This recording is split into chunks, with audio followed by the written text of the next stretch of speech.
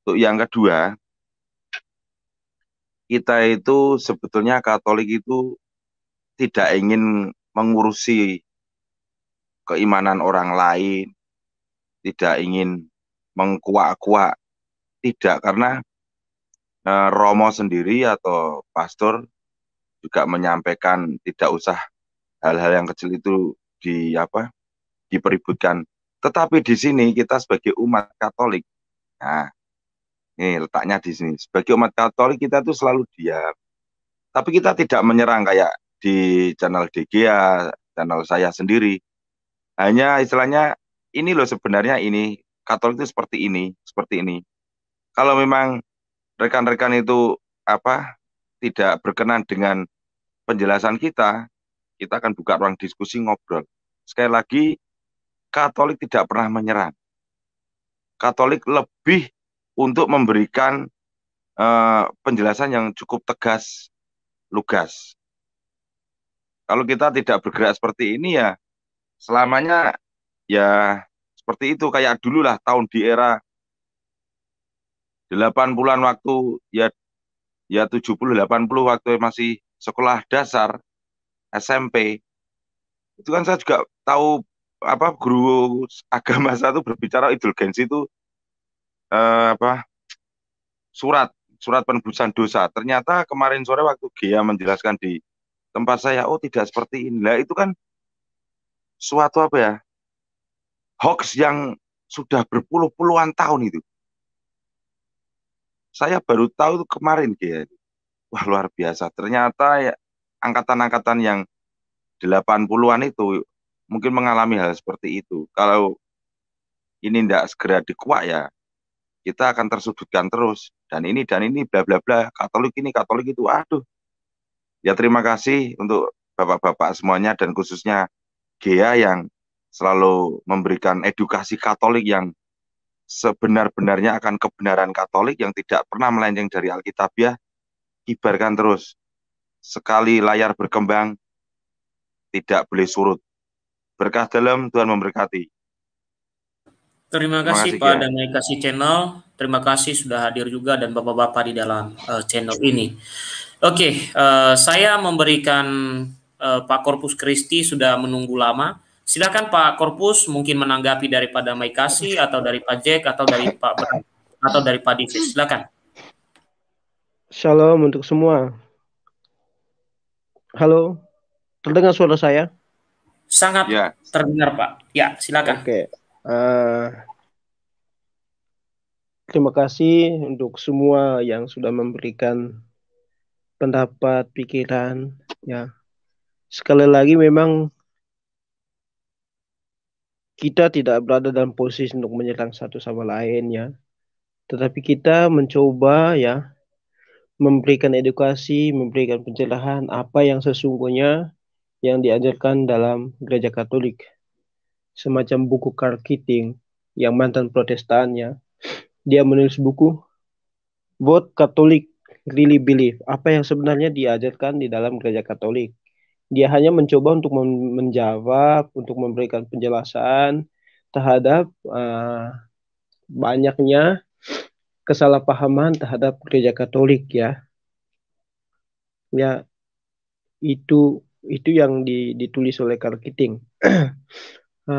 Yang kedua, saya hanya coba menjelaskan apa namanya makna psikologis dari pengakuan dosa. Kita kembali ke topik tadi ya.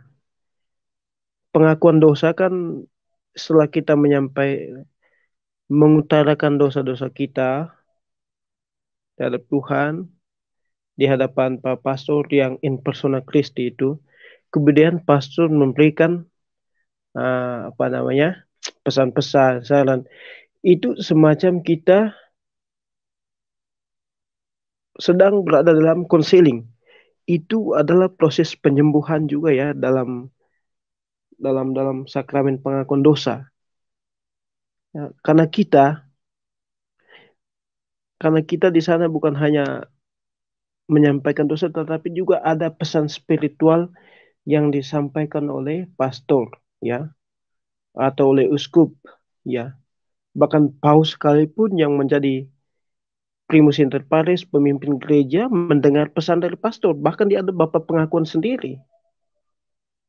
Ya, ada bapak pengakuan sendiri. Dia mengaku dosa juga Bapak Paus. Pastor-pastor juga mengaku dosa. Memang dalam ajaran gereja paling tidak kita mengaku dosa setahun sekali. Tetapi kalau kita lihat anjuran dari para kudus, misalnya Margaret Teresa, Bunda Teresa itu, atau Santo Fransiskus dari Assisi, itu paling mereka selalu menganjurkan bahwa kita harus mengaku dosa terus, ya, supaya kita disembuhkan. Jadi sakramen pengakuan dosa sebenarnya itu sakramen penyembuhan juga. Ya, itu penyembuhan. Kenapa? Itu penyembuhan spiritual. Sakramen penyembuhan spiritual. Karena kita di sana dibantu, disembuhkan secara spiritual. Tetapi kembali lagi bahwa absolusi itu bekerja kalau memang kita benar-benar dari hati, semacam dalam katekisme gereja Katolik mengajarkan bahwa kita benar-benar punya penyesalan atas dosa kita sebagai alasan kenapa kita pergi pergi ke ruang pengakuan, ya, pergi ke ruang pengakuan, dan juga ada spirit semangat untuk berubah, untuk bertobat, ya. Itu ada cerita seorang anak muda, ya, yang kemudian dia masuk menjadi Katolik. Itu dia karena pengakuan dosa itulah. Bukan, dia Katolik. Ini saya bukan Katolik Barat ya, ini orang, dia Katolik Timur dari Gereja Katolik Ritus Melkit, ya, Ritus Melkit. Saya ada baca dalam Facebook dalam grup Katolik Timur. Dia memperoleh kesembuhan melalui sakramen pengakuan dosa. Sakramen pengakuan, ya. Dari situ setelah dia pengakuan dosa terhadap seorang pastor, ya, yang Ritus Melkit ini, kemudian hidupnya rubah seluruhnya, ya. Kenapa dia rubah? Karena memang dia benar-benar menyesali atas dosanya. Karena dalam pengakuan dosa kita ada apa namanya ungkapan yang kita sebut bahwa kita benar-benar menyesali atas dosa-dosa kita. Dalam doa saya mengaku juga itu dijelaskan, ya, jelaskan itu. Itu tentang pengakuan dosa. Yang kedua saya mau ngomong sedikit tentang penafsiran kitab suci. Saya rasa ini dalam video saya, video yang kedua, ketiga, yang saya ngomong tentang kuasa magisterium dalam mengajarkan menafsir kitab suci. Dalam tradisi gereja Katolik, ya, ini bukan barusan kita mulai, tetapi dari dulu memang demikian. Kuasa menafsir kitab suci yang ultimatum itu, ya, dalam tradisi gereja Katolik itu adalah magisterium gereja. Ini saya hanya mengulangi ya. Kenapa harus magisterium? Karena kalau kita punya menafsir kitab suci sendiri-sendiri, akan muncul berbagai ajaran atau bentuk teologi atau penafsiran yang masing-masing. Sehingga yang satu jalan lain itu berbeda-beda. Itu bukan dalam arti bahwa kita umat Katolik yang awam tidak boleh baca kitab suci, tidak boleh menafsir kitab suci. Kita juga diberi wewenang dalam dokumen Konsili Vatikan kedua juga dikasih semua. Bahkan dianjurkan di De Verbum ini supaya kita baca kitab suci semua umat.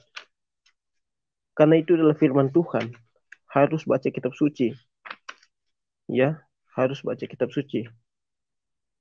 Ini De Verbum nomor 25. Itu dianjurkan untuk membaca kitab suci untuk semua umat. Tetapi, ya, ada perbedaan antara penafsiran kitab suci umat awam dengan magisterium gereja atau bahkan teolog-teolog Katolik, ya. Teolog-teolog Katolik.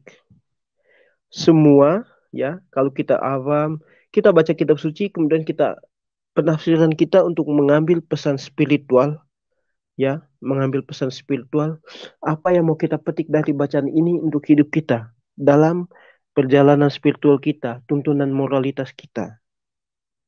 Dan ini juga yang sering kita dengar di dalam gereja.